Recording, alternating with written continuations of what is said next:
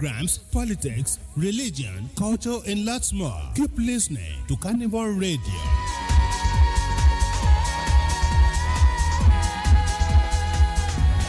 Carnival Radio. Enjoyment unlimited.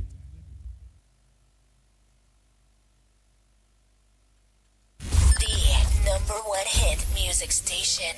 This is Carnival Radio. All the hits. Enjoyment unlimited.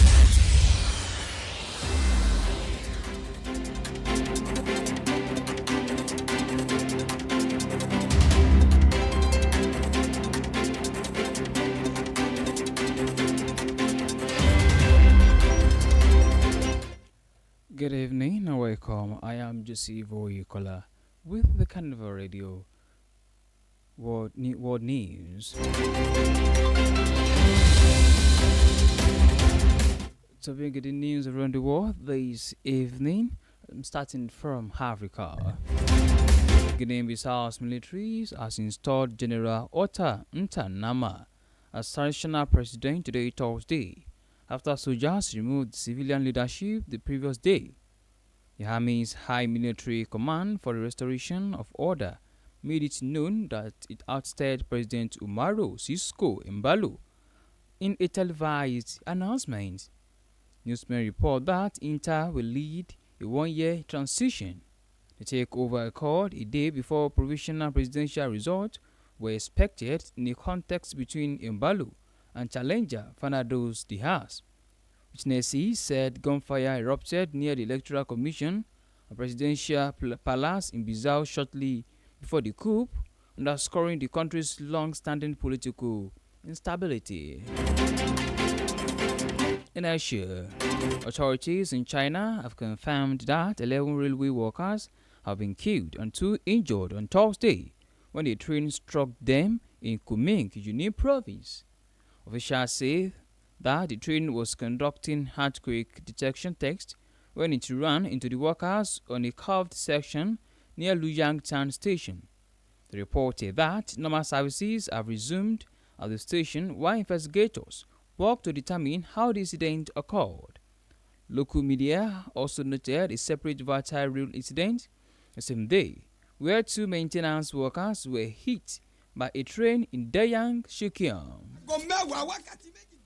Moving to Europe, the Air France Airbus manslaughter trial in Paris entered its final stage today, Thursday, examining responsibility for the 2009 crash that killed all 228 people on board. Prosecutors on Wednesday asked the Paris Appeals Court to overturn an earlier ruling that cleared both complaints of criminal liability. The case revisits how an A330 flying from Rio de Janeiro to Paris plunged into the Atlantic during a tropical storm.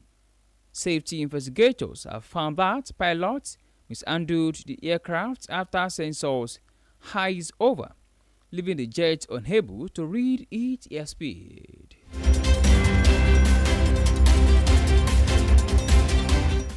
In South America, Venezuela has revoked operating rights for 6 major international airlines after the suspended flight following a warning from the U.S. Federal Aviation Administration. Caracas said the airlines supported action of state terrorism promoted by the United States by stopping flights without consultation. The FAA had warned carriers of a potentially hazardous situation over Venezuela due to heightened military activity and a worsening security environment.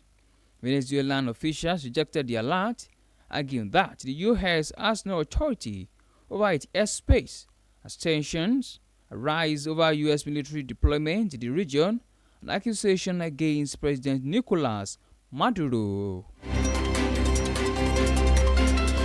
In North America, investigators from the FBI's Joint Terrorism Task Force searched for answers on Thursday after an Afghan migrant opened fire on 2 National Guard soldiers near the White House.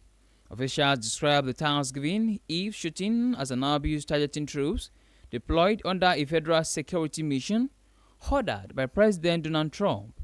Authorities identified the suspect as Ramanullah Lakawa, an Afghan national, wounded and arrested after an exchange of gunfire. The Department of Homeland Security said the two soldiers underwent surgery and remained hospitalized. At our hands, Carnival Radio, news around the world. Thank you very much for listening.